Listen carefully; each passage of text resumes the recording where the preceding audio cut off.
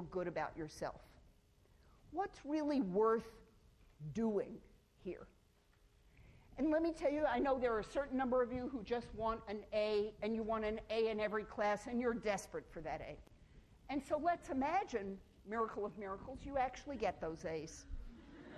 And you end up with a 4.0 your freshman year. And then I'm going to ask you,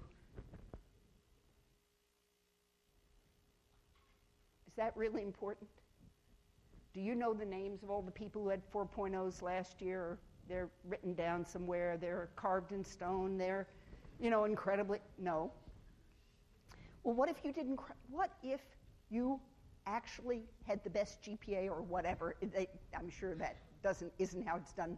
But you actually were the valedictorian at Berkeley. Yeah. Okay.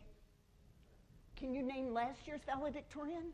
Or the one from 1957 or from 1968 or from 1974 or from 1994 or from 2003 or from 2012? Anybody? Okay, so I'm just going to say basically, who cares? It's not, these things, there really is no accomplishment that is so important that if you do that, it's enough. You have done it.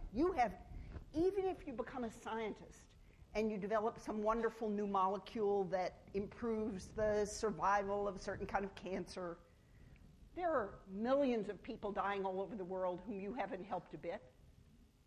Your little accomplishment, just objectively speaking, doesn't amount to much. Take me.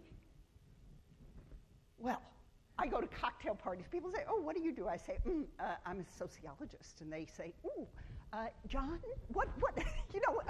Really? I'm going to make cocktail party chatter out of being a sociologist? And I'll confess something incredibly embarrassing, which is for me, publishing an article in the American Sociological Review, or, which I have never done, the American Journal of Sociology, is like, oh my God, the be-all and end-all. And for you guys, it's a joke. You wouldn't give up, next Saturday afternoon for an hour to be able, because what does it matter?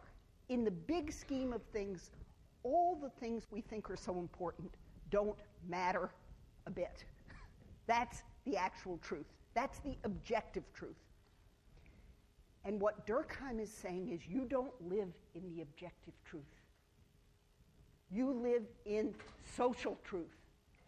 And for social truth, it's incredibly important that you do okay at college. And if for your parents just to survive your freshman year and not get thrown out is a huge victory, that's a real victory. But it's not objectively a victory. It's a victory because somebody, your family, defines what's important. They define when you've done enough. And if you're the first person in your college ever to go, your first person in your family ever to go to college, then getting here